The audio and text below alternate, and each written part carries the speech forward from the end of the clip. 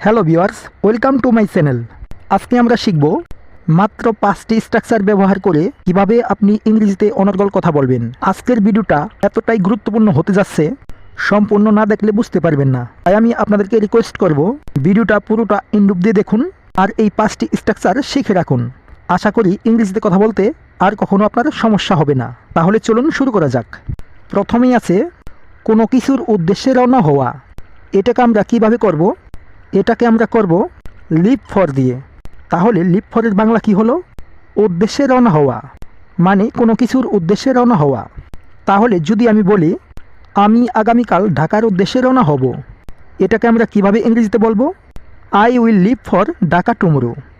I will leave for Dhaka tomorrow, মানে আমি আগামীকাল ঢাকার উদ্দেশ্যে রওনা হব। যদি আমি বলি আমার বাবা আগামীকাল ইন্ডিয়ার উদ্দেশ্যে রওনা হবে, তাহলে কি হবে? তাহলে হবে my father will leave for India tomorrow. My father will leave for India tomorrow, মানে আমার বাবা আগামীকাল ইন্ডিয়ার উদ্দেশ্যে রওনা হবে। এখন যদি বলি ওদির আগামীকাল সিঙ্গাপুরের উদ্দেশ্যে রওনা হবে, তাহলে বাক্যটি হবে ওদির will leave for Singapore tomorrow. ওদির will leave for Singapore tomorrow, মানে ওদির আগামীকাল সিঙ্গাপুরের উদ্দেশ্যে রওনা হবে। বন্ধুরা, আশা করি লিভ ফরের ব্যবহারটা আপনারা সবাই বুঝতে পেরেছেন। তাহলে লিভ ফর দিয়ে আপনি কমেন্ট বক্সে একটি বাক্য তৈরি করে অবশ্যই দিবেন।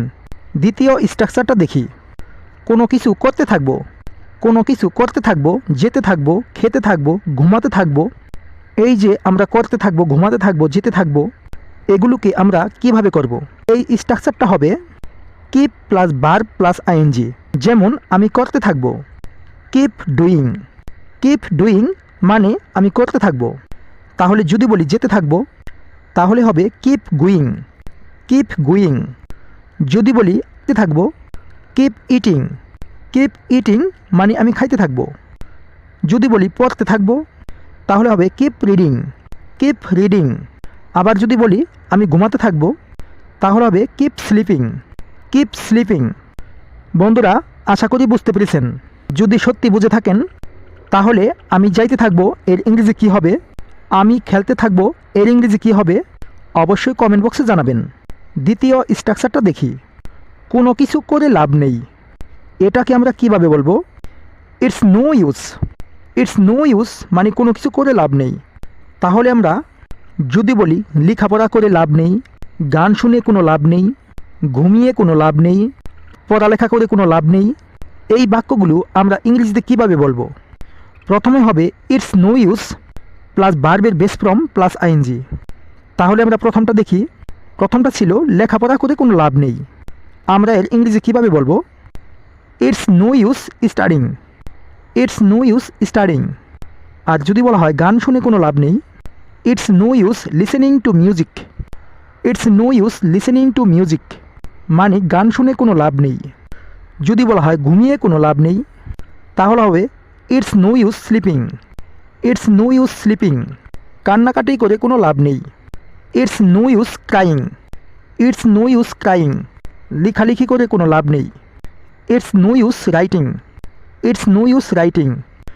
তার মানে বাংলাটা অ্যাকচুয়ালি কী দাঁড়ালো? কোনো কিছু করে লাভ নেই, এটাকে আমরা ইংরেজিতে করব ইটস নো ইউজ, ভার্বের বেস ফর্ম প্লাস আইএনজি। আপনারা কিন্তু অবশ্যই ইটস নো ইউজ দিয়ে কমপক্ষে 2টা বাক্য বক্সে তৈরি করে দিবেন। চলুন তাহলে দ্বিতীয় স্ট্রাকচারটা শিখি। কোনো কিছু করার সময়, মানে কিছু করার সময়, পড়ার সময়, ঘুমানোর সময়, খাওয়ার সময়, যাওয়ার সময়, এগুলোকে আমরা ইংরেজিতে কিভাবে করব? এই স্ট্রাকচারটা হবে at the time of plus ভার্বের বেস ফর্ম প্লাস আইএনজি। তাহলে দেখি প্রথম বাক্যটা কি হবে? পড়ার সময়। এটার ইংরেজি কী হবে? At the time of reading. At the time of reading. লেখার সময়। At the time of writing. At the time of writing. কথা বলার সময়। At the time of talking. At the time of talking. TV দেখার সময়। At the time of watching TV. At the time of watching TV. ঘুমানোর সময়। At the time of sleeping. At the time of sleeping. খাওয়ার সময়। At the time of eating. At the time of eating. যাওয়ার সময়। At the time of going. At the time of going. অর্থ যাওয়ার সময়, খেলার সময়, দৌড়ানোর সময়। এই 2টা বাক্য আপনি ইংরেজিতে কমেন্ট বক্সে জানাবেন। চলুন তাহলে চতুর্থ স্ট্রাকচারটা দেখে নেই। এটাও সেটাও এর মানে কি? এর মানে হলো অ্যাজ ওয়েল অ্যাজ। যেমন আমি ইংরেজি পছন্দ করি, বাংলাও পছন্দ করি, তাহলে এর ইংরেজি কি হবে? I love Bangla as well as English. I love Bangla as well as English. যদি বলা হয় আমি আমার বাবাকেও পছন্দ করি, মাকেও পছন্দ করি, তাহলে ইংরেজি কি হবে? I love my father as well as mother. I love my father as well as mother মানে হচ্ছে আমি আমার বাবাকেও পছন্দ করি, আমি আমার মাকেও পছন্দ করি, মানে এটাও সেটাও। চলুন আরও কয়েকটি উদাহরণ দেখা যাক। আমার একটি ফোন আছে এবং ল্যাপটপও আছে। এ বাক্যটার ইংরেজি কী হবে? I have a phone as well as a laptop. I have a phone as well as a laptop. আমার ভাই আছে এবং বোনও আছে। এ বাক্যটির ইংরেজি হবে I have brother as well as sister. I have brother as well as sister মানে আমার ভাইও আছে এবং বোনও আছে। আমার বাবার একটি গাড়িও আছে, একটি মোটরসাইকেলও আছে, তাহলে আমরা এটাকে ইংরেজিতে কীভাবে বলবো? My father has a car as well as a bike. My father has a car as well as a bike মানে আমার বাবার একটি গাড়ি আছে এবং একটি বাইকও আছে। আমি আপেল খেতেও পছন্দ করি, কমলা খেতেও পছন্দ করি। এ বাক্যটির ইংরেজি কী হবে? I like eating apple as well as orange. I like eating apple as well as orange মানে আমি আপেল খেতেও পছন্দ করি, কমলা খেতেও পছন্দ করি। বন্ধুরা তাহলে বলুন তো এ বাক্যটির ইংরেজি কী হবে? আমি পড়তেও পছন্দ করি, লিখতেও পছন্দ করি। অবশ্যই কমেন্ট করে জানাবেন বাক্যটির ইংরেজি কী হবে।